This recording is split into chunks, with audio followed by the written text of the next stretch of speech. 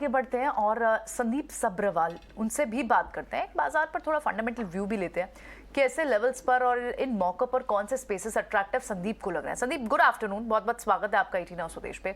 Sandeep, last week जब आपसे बात हुई थी तब से अब तक में एक बड़ा ट्रिगर तो ये रहा कि चाइना रीओपनिंग के चलते आपको मेटल स्पेस में अच्छी रीबाउंस दिखी और वो ट्रेड अभी तक सस्टेन भी कर रहे हैं। हालांकि वो एक बहस अलग है कि अगर मैन्युफैक्चरिंग एक्टिविटी कितनी सपोर्ट भी कर पाएगी इस मोमेंटम को, पर अभी तो मेटल ट्रेड, आईटी ट्रेड्स ये जरूर चल रहे हैं। क्या ये मोमेंट्री ट्रेड्स हैं? आप कैसे देख रहे हैं दोनों स्पेसेस को?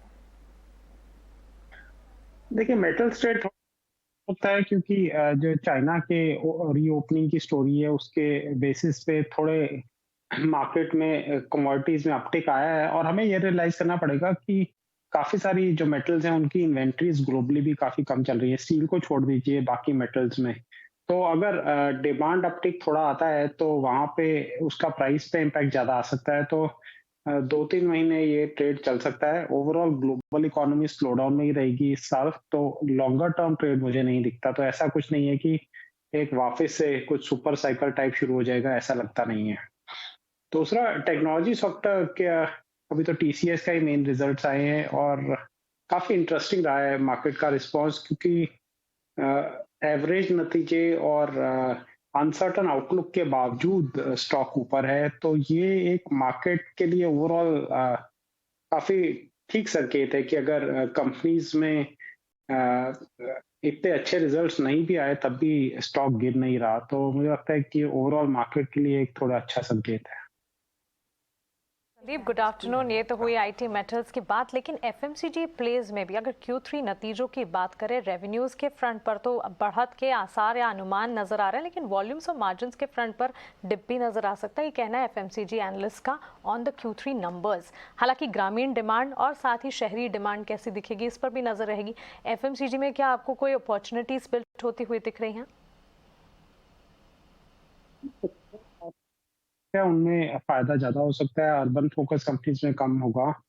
तो डाबर की जैसे कमेंट्री आई थी, उन्होंने इंडिकेट किया सॉफ्टनेस रही डिमांड में और शायद प्रॉफिट पे थोड़ा प्रेशर रहेगा, तो उस कारण से करेक्शन हुआ। तो मुझे लगता है कि ये एक स्टॉक है जो नजर पे रहना चाहिए। उसके अलावा एफएमसीजी में एक कंपनी जिसने काफी अच्छा अपना मार्जिन्स को मेंटेन किया है वो ब्रिटानिया है, जबकि व्हीट प्राइसेस काफी रैपिडली ऊपर गए हैं। तो इसके नतीजे भी हमें देखने पड़ेंगे, तो ये भी इंटरेस्टिंग हो सकता है। संदीप, आपने टाटा मोटर्स की कमेंट्री पर नज़र डाली, जो उन्होंने फ्री कैश फ्लो पॉजिटिव की बात की है, 400 मिलियन पाउंड से ज़्यादा नियर टर्म में। आप काफ़ी एक्साइट हुआ स्टॉक, कल भी, आज भी फॉलो अप बाइंग दिख रहा है। आपके हिसाब से कैसा लगती है वो? हम देखें तो सबसे बड़े अंडर परफॉर्मेंस में टाटा मोटर्स रहा है, जिसमें हर समय उम्मीद रही है लोगों को कि अच्छा करेगा, लेकिन वो परफॉर्मेंस आती नहीं है। तो मुझे लगता है कि अब फाइनली जो करंट वैल्यूएशन है उस पर अगर हम देखें, क्योंकि इनके डोमेस्टिक बिजनेस काफी अच्छा कर रहा था और जेएलआर ड्रैग था, तो अगर जेएलआर का ड्रैग कम होता है तो लेस नेगेटिविटी के कारण ही स्टॉक चल सकता है। तो मुझे लगता है कि यहाँ से स्टॉक परफॉर्म कर सकता है, क्योंकि बहुत सारे लोग जिन जो लेके रखे थे वो फ्रस्ट्रेट होके निकल गए हैं और बाकी ऑटो कंपनीज के मुकाबले टाटा मोटर्स में कोई मूव आया ही नहीं पिछले एक आध हफ्ते में। तो मुझे लगता है कि ये अपने 52 वीक लो के आसपास था। तो मुझे लगता है कि टाटा मोटर्स यहाँ से इंटरेस्टिंग रह सकता है। संदीप, आपने हमारे व्यूअर्स को बहुत क्वेश्चन किया था करीब एक साल पहले, जब इनकी टीपीजी या किसी बड़े प्राइवेट इक्विटी के साथ ईवी बिजनेस में 10% की स्टेक डील हुई थी। वो इतना ओवरओन्ड हो गया था, 550 का भाव था, आई थिंक 20% सर्किट भी लगा था एक दिन। और मुझे याद है आप क्वेश्चन कर रहे थे कि ये कंसेंसस ट्रेड बनता जा रहा है, सावधानी बरती है इसमें।